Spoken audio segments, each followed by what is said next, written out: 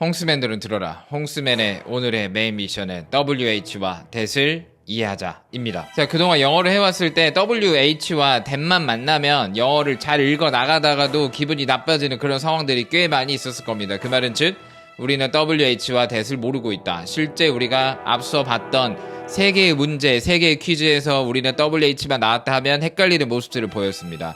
그 부분을 해결해 보도록 하겠습니다. 자, 일단 영어에는 4층 건물이 필요합니다. 4층인 걸 다행으로 생각하세요. 12층 건물이 필요했으면, 60층 건물이 필요했으면 또 복잡해지는 느낌이 들 텐데 4층의 건물을 우리 머릿속에 하나 만들고 시작하도록 하겠습니다. 지금 배우는 부분은 이해하는 과정이 아니고 일단 흡수시키면 되겠습니다. 자, 1층 서술어 자리입니다. 무슨 자리? 서술어 자리. 2층 명사어 자리. 따라해보세요. 무슨 자리? 명사어 자리. 3층은 형용사어 자리. 4층은 부사어 자리. 1층 무슨 자리? 서술어 자리. 2층 명사어 자리. 3층 형용사어 자리. 4층 부사어 자리. 헷갈리면 돌려보세요. 아니면 메모하고 여러 번 따라하고 시작하셔도 됩니다. 동영상 강의니까 멈춰놓고 돌려보셔도 되고 다시 멈춰놓고 생각 좀 하시고 넘어가시면 되겠습니다. 가볍게만 층에 대해서 소개를 하도록 하겠습니다.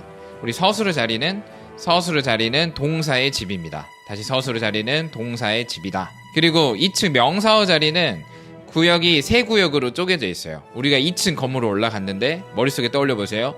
2층 건물로 올라갔는데 거기는 한 공간 원룸 형태가 아니라 3개의 공간이 쪼개져 있다. 하나의 공간은 주어, 하나의 공간은 목적어, 하나의 공간은 보어. 명사어가 왜 주어, 목적어, 보어인지는 아직 떠올리지 마시고 그냥 일단 명사어 안에는 3개로 쪼개져 있다. 근데 우리가 여기서 보어라는 말이 좀 낯섭니다. 보어만 가볍게 설명하고 넘어갈게요. 보어가 무엇이냐? 우리 비동사라는 거를 본 적이 있을 겁니다. 예를 들어 I am Tom이라고 했을 때 am, are, is 같은 걸 본 적이 있죠. am, are, is 이런 거를 비동사라고 부릅니다. 영어에서 굉장히 중요한 역할을 하고 있는데 어떤 역할을 하는지는 나중에 배울 거고 일단 am, are, is와 같은 거를 비동사라고 한다. 비동사는 뒤에 뭐가 자꾸 따라다니는데 비동사 뒤에 있는 걸 보어라고 부릅시다. 다시 보어는 뭐? 비동사 뒤에 있는 걸 보어라고 한다. 한 번 더 보어는 뭐다? 비동사 뒤에 있는 것을 보어라고 한다. 그러면 비동사 뒤에 탐이 있기 때문에 이 탐은 보어가 되겠죠. 다시 비동사 뒤에 있는 건 보어다. 근데 탐이 비동사 뒤에 있다는 건 탐은 보어다. 근데 탐은 우리가 사람 이름, 사물 어떤 지칭에서 부를 수 있는 걸 명사라고 했기 때문에 탐은 명사. 그래서 명사가 보어 자리에 들어갈 수 있는 겁니다. 그래서 명사 안에 보어, 주어, 목적어, 보어 셋 다 명사가 들어가서 역할을 할 수 있는 영역을 주어, 목적어, 보어라고 한다. 일단 모르면 받아들이세요. 2층 명사어 자리인데 주어, 목적어, 보어 3개의 섹션으로 나뉘어져 있다. 다음 3층은 무슨 자리냐면 형용사어 자리가 되겠습니다. 형용사가 뭡니까? 라고 질문을 던지면 항상 학생들이 기계적으로 하는 말 중에 하나는 명사를 꾸며준다, 명사를 수식해준다 라는 말을 많이 해요. 그렇게 어려운 말 좀 쓰지 마세요. 꾸며준다, 수식해준다 이런 말 말고 그냥 명사를 설명해준다면 충분하겠습니다. 그 책이면 어떤 책인지 설명해주는 자리가 형용사어 자리고 그 탐이 누군지 어떤지 모르면 그 탐에 대해서 설명해주는 자리가 형용사어 자리. 그 집이라고 했을 때 집이 어떤지를 설명해주는 자리가 형용사어 자리. 명사를 설명해주는 자리. 그 자리가 형용사어 자리다. 부사어는 어떤 역할을 하냐? 부사어는 여러 자리를 가서 도와주는 어떤 조연 역할을 하고 있어요. 그냥 서술어 자리, 명사어 자리, 형용사어 자리 아니면 나머지 전부 다 부가적인 부사어 자리가 되겠습니다. 자, 빠르게 정리. 1층 서술어 자리 동사의 집이다. 2층 명사어 자리 주어, 목적어, 보어. 보어란 무엇이냐면 비동사 뒤에 있는 걸 보어라고 한다. 3층 형용사어 자리는 명사가 궁금할 때 설명해주는 역할을 하고 있다. 4층 부사어 자리는 부가적인 그 외 모든 자리를 부사어 자리라고 부르겠다. 그림을 봤을 때 1층만 하얀색이고 2층, 3층, 4층은 똑같이 동일하게 주황색으로 칠해져 있습니다. 다 이유가 있어요. 2층, 3층, 4층에 공통점이 있다는 겁니다. 자, 2층, 3층, 4층의 공통점은 채우는 방법이 같습니다. 현재는 건물만 세워져 있는 상태이고 우리가 안을 채워 넣지 않았습니다. 안을 채우는 방법은 3가지로 동일합니다. 단어, 동사, 절로 채운답니다. 다시 명사어 자리, 형용사어 자리, 부사어 자리 채우는 방법은 3가지 뭐가 있다? 단어, 동사, 절 셋 중에 하나를 넣어주면 각각의 자리가 채워집니다. 한 번 더. 단어, 동사, 절. 지금까지 배운 것을 다시 정리. 1층 서술 자리, 2층 명사어 자리, 3층 형용사어 자리, 4층 부사어 자리. 명사어 자리, 형용사어 자리, 부사어 자리 채우는 방법은 3가지가 있다. 단어, 동사, 절 중에 하나 마음에 드는 걸 골라서 넣으면 된다. 여기까지입니다. 이해하려고 하지 마시고 그런가 보다. 3층이 무슨 자리입니까? 형용사어 자리예요. 왜 형용사어 자리죠? 하지 마시고 그냥 3층은 형용사어 자리다. 다시 쉽게 외우는 방법은 1층 서술 자리를 제외한 나머지 층은 무조건 단어 동사 절이다.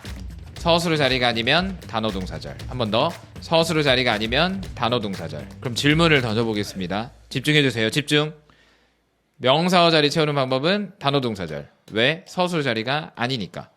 부사어 자리 채우는 방법도 단어 동사절. 왜? 서술 자리가 아니니까. 목적어 자리 채우는 방법은 단어 동사절. 이유는 서술 자리가 아니니까. 됐나요? 서술 자리가 아니면 일단 단어 동사절이다. 여기까지. 그리고 오늘 보면서도 살짝 거슬리는 표현이 절이라는 단어입니다. 절만 나왔다 하면 그동안 힘들어졌어요. 예를 들어 뭐 관계사절, 의문사절, 명사절, 형용사절, 부사절, 관계부사절 이런 절이 붙을 때마다 기분이 나빴다는 겁니다. 기분이 나쁘면 버립시다. 자, 그럼 절이란 말을 팀으로 바꿔봤습니다. 오히려 우리말이 어려워서 영어로 바꿨네요. 지금 영어든 한국어든 뭐가 중요한 게 그게 중요한 게 아니고 더 쉽게 가는 것이 중요하겠습니다. 자, 우리 축구에서는 한 팀이 11명입니다. 영어에서는 한 팀이 2명입니다. 그 팀 멤버들은 누구누구 있을까요? 그 팀 멤버는 주어와 동사입니다. 우리가 익숙하게 봤던 주어 동사를 한 팀으로 보고 있어요. 영어는 주어 동사를 따로따로 바라보지 않고 주어 동사를 한 팀으로 보고 있다. 주어를 영어에서 말하면 어려운 말로 하면 subject, 동사는 verb라는 표현으로 그 앞 글자의 이니셜을 따서 앞으로 주어를 s로 표현하겠고 동사를 v로 표현하겠습니다. 다시 영어에서는 한 팀이 몇 명이다? 2명. 그 팀 멤버들은 누구다? 주어랑 동사를 한 팀으로 바라보고 있다. 여기까지입니다. 자, 그럼 여기서 퀴즈 하나 풀고 가겠습니다. 1번 괄호, 2번 괄호 자리가 있는데 각각의 자리는 무슨 자리일까요? 골라보세요. 자, 1번 괄호 자리를 주어 자리라고 생각할 수 있습니다. 괜찮습니다. 주어 자리 들어갈 수 있고 충분히 자격이 있습니다. 2번 자리는 무슨 자리일까요? 2번 자리는 목적어가 아닙니다. 그렇게 하시니까 영어가 어려운 거예요. 그렇게 해서 영어가 안 되는 겁니다. 공식처럼 자꾸 하고 있어요. 제가 드렸던 2개의 스위치를 아직 누르고 있지 않은 겁니다.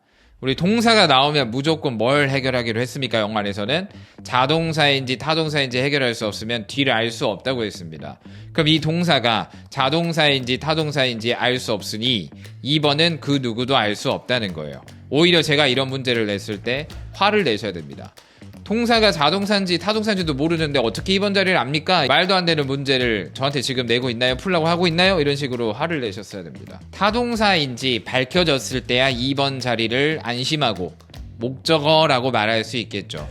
이해되셨나요?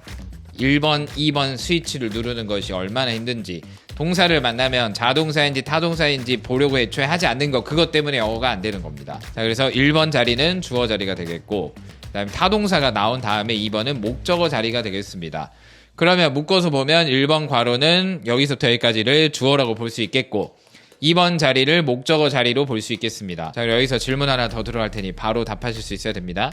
주어 자리 채우는 방법은? 목적어 자리 채우는 방법은? 아까 말했죠. 서술어 자리가 아니면 무조건 단어, 동사, 절. 절이란 말을 우리가 바꾸면 팀. 다시 주어 자리 채우는 방법 단어 동사 팀, 목적어 자리 채우는 방법 단어 동사 팀. 이유는 서술 자리가 아니니까. 주어 자리 채우는 방법 3가지 단어 동사 팀 중에 하나를 써주고 목적어 자리 채우는 방법 단어 동사 팀 중에 하나를 써주면 된다는 이야기. 그러면 정하고 들어가 봅시다. 주어 자리 단어 동사 팀 중에 내가 팀으로 채워야지라고 고를 수 있습니다. 내 맘이니까 내가 말할 때는. 목적어 자리도 단어 동사 팀 중에 내가 팀으로 채워야지라고 결정을 했어요. 목적어 자리 단어 동사 팀 중에 내가 팀으로 가겠다. 자, 집중. 지금 영어 공부가 중요한 게 아니라 집중하고 있는가 그렇지 않은가가 중요합니다. 집중만 하면 할 수 있고 이해 안 되면 다시 돌려보세요. 다시 돌아서 다시 오세요. 기다리고 있겠습니다. 질문. 영어에서 한 팀은 몇 명이었나요? 2명. 누구누구였나요? 주어 동사. 영어는 주어 동사가 한 팀이다. 그러면 이와 같은 문장이 나왔을 때 여기 있는 주어 자리를 내가 팀으로 채울게라는 건 한 팀을 집어넣어주면 된다는 거예요. 주어 동사 한 팀. 목적어 자리를 단어 동사 팀 중에 내가 팀으로 채울게라고 결정하면 이 자리에 주어 동사를 넣어준다는 겁니다. 영어에서는 한 팀이 2명이고 그 팀이 주어 동사니까 각각의 자리를 팀으로 채울 때 주어 동사를 넣어주면 된다는 거예요. 그러면 크게 봤을 때 여기서부터 여기까지가 이제 주어가 된 거고 여기서부터 여기까지가 목적어가 된 겁니다. 이해되셨나요? 그럼 이 문장을 크게 보면은 노란색 주어, 타동사, 그 뒷부분 파란색 부분이 목적어라는 겁니다. 근데 노란색인 주어 자리를 단어 동사 팀 중에 팀으로 채운 거고 목적어 자리인 파란색 부분을 단어 동사 팀 중에 팀으로 채웠다 여기까지입니다. 그 이상 그 이하도 아니에요. 그냥 이 문장은 그 정도 수준입니다. 지금 단어 동사 팀으로 채우는 세 가지 방법은 우리말에도 있습니다. 내가 배운다 영어를 내가 주어 자리를 단어로 채웠습니다. 배운다는 것은 이라는 말은 주어 자리를 배우다라는 동사가 이 안에 들어가 있죠. 주어 자리를 동사로 채운 겁니다. 내가 배운다는 것은 여기까지가 주어로 봤을 때 이 안에 내가 배운다라는 주어 동사가 있죠. 우리말도 주어 자리를 단어 동사 팀으로 채울 수 있고 내가 배운다는 것은 이 안에 주어 동사라는 팀이 들어가 있기 때문에 주어 자리를 팀으로 채웠다라고 확인할 수 있겠습니다. 우리말에도 있는 거니까 다행이네. 뭐 새롭게 배우는 것이 아니고 영어에도 있구나를 확인하는 과정이 되겠습니다. 자, 그럼 이 첫 번째 괄호가 주어 자리고 두 번째 괄호가 목적어 자리라는 겁니다. 근데 실전에는 괄호가 있을까요? 없을까요? 없겠죠? 괄호를 한번 지워보겠습니다. 이런 모양새가 나오면 앞뒤가 뒤죽박죽 섞이는 느낌이 듭니다. 우리가 언어를 만들 때 하나부터 열까지 완벽하게 만들고 이제부터 우리 언어를 쓰자가 아니고 하나를 만든 다음에 이 정도면 되겠지 했는데 막히니까 새로운 장치를 만들고 이 정도면 되겠지 했는데 막히니까 또 장치를 만들고 그런 식으로 언어가 발달해 오지 않았을까요? 지금도 마찬가지 그렇게 변화하고 있습니다. 언어는 현재도 변화하고 있어요. 자, 우리 최초의 우리말이든 영어든 각각의 자리를 채우는 방법이 단어, 동사, 팀이 있었던 게 아니라 단어만 있었을 확률이 높아요. 단어를 썼을 때 어떤 장점이 있을까요? 간결하고 짧습니다. 단어를 썼을 때 단점은 뭘까요? 너무 짧아요. 동사와 팀을 썼을 때 장점은 뭘까요? 조금 더 상세한 설명을 할 수 있어요. 단점은 너무 길어집니다. 그래서 내가 길게 자세하게 말하고 싶을 때는 각각의 자리를 동사나 팀으로 채우는 거고 각각의 자리를 좀 간결하게 짧게 빠르게 말하고 싶을 때는 단어로 채우는 겁니다. 영어에서도 상세하게 설명하고자 할 때는 팀으로 쓰겠죠. 근데 팀으로 써보니까 앞뒤가 뒤죽박죽 섞이는 느낌이 든다는 겁니다. 이 섞이는 느낌을 해결해야만 각각의 자리를 팀으로 채웠을 때 대화가 원활하게 되겠죠. 그래서 장치를 만들어냅니다. 영어에서는 이 팀으로 갈 때는 이 팀을 이끌 만한 담당자가 있으면 좋겠다라는 생각이 든 겁니다. 각각의 자리를 팀으로 갈 때는 대시나 WH를 쓰기로 정합니다. 영어에서는 룰로 정해둔 겁니다. 각각의 자리를 팀으로 쓸 때는 that과 WH를 반드시 써주기로요. 영어를 리딩하거나 리스닝하거나 할 때 that이나 WH가 내 눈에 내 귀에 들어오는 순간 뭘 의미할까요? that이나 WH가 보인다면 서술어 자리가 아닌 나머지 자리에서 that이나 WH가 들어있으면 각각의 자리를 단어 동사 팀 중에 팀으로 가겠다라는 사인을 던져주고 있었던 겁니다. 이 문장이 예전에 어렵다고 느껴졌는데 우리가 지금까지 배운 걸 다 종합해가지고 한번 해결해 보도록 합시다. 자, 보여드릴 테니까 어떤 점이 달라졌는지 한번 직접 확인해 보세요.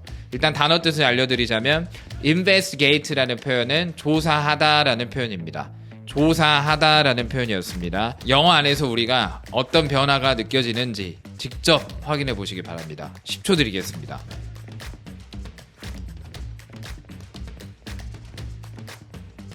그들은 앞으로 조사할 것입니다 라고 했어요. 일단 WH에만 집중하지 마시고 영어의 가장 베이스에 있는 게 뭐라고 했습니까? 스위치. 그러면 2번 스위치가 필요합니다. 우리 동사가 2번 스위치였죠. 앞으로 조사할 겁니다 라고 했을 때 뭐를 조사할 건지가 궁금해요. 우리 뭐를이 궁금하다는 건 뒤에 무슨 자리가 되겠습니까? 뒤에는 목적어 자리가 되겠습니다. 다시 investigate에서 뭐를이 궁금하면 뒷부분은 목적어 자리가 되겠습니다. 근데 목적어 자리 채우는 방법 세 가지 뭐 있었나요? 단어, 동사, 팀. 그럼 뒤를 보지 않아도 뒤에는 단어, 동사, 팀 중에 하나가 들어가서 목적어를 담당하고 있을 거란 말이죠. 근데 뭐가 보이나요 지금? WH가 보입니다. 그 말은 우리에게 어떤 사인을 주고 있다? 목적어 자리를 단어 동사 팀 중에 팀으로 가겠다라는 사인을 이렇게 적극적으로 던지고 있습니다. 그럼 이 팀은 무슨 팀일까요? 뭐를이 궁금한 목적어 자리에 WH가 들어갔다는 건 목적어 팀이 되겠습니다. 우리가 첫날 이걸 제가 질문 던졌을 때 부사절인지 헷갈렸었죠. 지금은 전혀 헷갈리지 않습니다. 목적어 팀이라는 게 확실하거든요. 이유는 2번 스위치를 눌러버리니까 고민할 것 없이 뒤에는 목적어 팀이 되는 겁니다. 이 문장 기억하신가요? 이 문장을 OX 문제로 풀었을 때 우리가 또 틀렸습니다. 근데 이제 좀 다를 겁니다. 주어, 주인공 자리가 나오기를 기다리면서 영어를 쓱 읽었더니 갑자기 WH로 출발했습니다. 그러면 주어 자리를 단어 동사 팀 중에 팀으로 가겠다는 사인이 될 수 있다, 이렇게 받아들일 수 있는 겁니다. 예전에는 it이라는 동사와 is라는 동사가 붙어 있어서 불편해 보였는데 지금은 WH에 대해서 좀 알고 보니까 붙어 있는 느낌이 아니고 여기서 좀 끊어진다의 느낌이 전보다는 생겼을 겁니다. 자, 이 문장도 천천히 한번 해보도록 합시다. 할 수 있습니다. 왔다 갔다만 안 하면 돼요. 그리고 우리가 배웠던 1번, 2번 스위치만 잘 눌러주시면 되겠습니다. 갑니다. 나는 알고 있습니다 라고 했을 때 know라는 동사가 나왔으므로 2번 스위치 동사를 봤을 때 타동사인지 자동사인지의 스위치를 눌러주시면 되겠습니다. 나는 압니다 라고 했을 때 뭐를 아는지가 궁금해요. 그럼 뒤에는 목적어가 나오겠습니다. 근데 목적어 자리에 the place라는 단어가 들어가 있어요. 그럼 여기 있는 the place는 목적어 자리를 단어 동사 팀 중에 단어로 가겠다는 겁니다.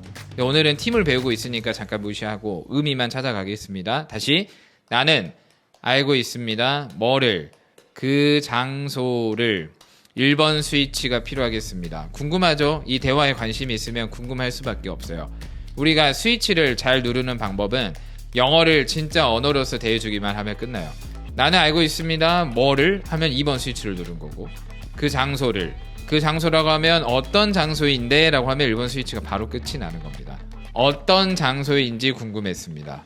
그러면 잠깐 제가 멈출 테니까 뒷부분의 where은 무슨 팀일 것 같아요? 그 장소인데 어떤 장소인지 궁금했죠? 그러면 뒤에는 그 장소를 설명해주는 형용사 팀이 될 수 있겠다. 형용사어 자리 채우는 방법 3가지 뭐 있었나요? 단어, 동사, 팀. 단어, 동사, 팀 중에 WH가 내 눈에 보인다는 건 형용사어 자리 채우는 방법 단어, 동사, 팀 중에 팀으로 가겠다는 사인을 열심히 던지고 있는 겁니다. 근데 여기서 이 문장을 조금 변형시켜 보도록 하겠습니다. 이 문장을 좀 변형시켜 볼 건데 여기 있는 the place를 제가 지워볼게요. 저는 지웠지만 처음부터 저기에 the place가 없었다고 생각을 해봅시다. 그리고 제가 이 where 부분을 건드리지 않았어요. 지금 where이 들어간 문장을 전혀 건드리지 않고 제가 유일하게 지웠던 단어는 the place만 지웠습니다. 그러면 여기 있는 팀이 바뀌어요. 나는 안다 라고 했을 때 궁금한 건 뭐를 아는지 궁금하죠. 그럼 우리 뭐를 궁금했으면 뭐가 나올 차례입니까? 목적어가 나올 차례예요. 목적어 자리 채우는 방법 3가지 뭐가 있나요? 단어, 동사, 팀. 그럼 여기 있는 where은 무슨 팀이 될까요? 목적어 팀. 단어가 하나도 바뀌지 않았는데 팀이 바뀔 수 있나요? 우리말은 단어가 바뀌지 않으면, 말의 꼬리가 바뀌지 않으면 팀이 바뀔 수 없는데 영어는 순서에 따라 역할이 바뀌어버리고 스위치에 따라서 역할이 바뀌는 겁니다. 너무 멋있죠? 지금 너무 멋있는 걸 배우고 있습니다. 제가 너무 멋있는 거를 가르쳐 드리고 있기 때문에 순간 제가 잘생겨 보였을 겁니다. 아닌가요? 넘어갑니다. 자, 또 질문. 비동사 뒤는 무슨 자리? 보호 자리. 비동사 뒤는 무슨 자리? 보호 자리. 지금 눈으로만 보고 있지 말고 따라하세요. 비동사 뒤는 무슨 자리? 보호 자리. 따라했을 때 효과가 가장 좋습니다. 비동사 뒤는 보호 자리. 보호 자리 채우는 방법 3가지. 단어, 동사, 팀. 여기는 그럼 무슨 팀일까요? 보호 팀이죠. 자세하게는 뭐가 뭔지 모르겠지만 무슨 팀인지는 알겠죠. 자, 무슨 팀일까요? 주어 자리를 대수로 출발했다는 건 주어 자리를 단어, 동사, 팀 중에 팀으로 가겠다. 자, 무슨 팀인가요? 앞에 있는 WH는 주어팀, 비동사 D는 무슨 자리인가요? 보호자리. 그럼 여기는 무슨 팀? 보호팀이 되겠습니다. 하나만 더 해보겠습니다. 거기에는 많은 로얄 고객들이 있습니다. 1번 스위치. 1번 스위치 누르기 귀찮으면 궁금해하면 됩니다. 어떤 고객들인데 라고 하는 순간 뒤에는 뭐가 기다리고 있을까요? 고객들을 설명해주는 형용사 팀이 되겠습니다. 뒤에는 who는 고객들을 설명해주는 형용사 팀. 물론 나중에도 영어를 이런 식으로 하면 안 됩니다. 실제로 의미적으로 이 부분이 고객들을 설명해 주는지까지 의미로 확인을 하는 거지, 고객들 뒤니까 무조건 형용사 팀 이렇게 하는 것은 아니에요. 근데 오늘은 우리가 팀의 개념을 배우고 있는 날이니까 가장 기본기를 이야기하다 보니 이렇게 가는 거지, 앞으로는 모든 베이스는 의미가 결정하는 겁니다. 영어를 공부의 대상이 아니라 언어라고 받아들이는 순간 영어가 쉬워진다라고 했어요. 우리가 앞으로의 모든 문법 용어라든지 영어에 필요한 모든 지식들은 어떤 상황에서 어떻게 쓰이는지만 이해하면 다 캐치하고 가져갈 수 있습니다. 다음 시간에는 우리가 그동안 어렵게 배웠던 현재분사, 과거분사, 동명사, 분사구문, 투부정사 뭐 이런 것들을 그런 어려운 문법 용어 없이 굉장히 일상적인 어떤 소재를 가져다가 굉장히 유치하게 해서 한 방에 끝내버리는 그런 시간을 갖도록 하겠습니다.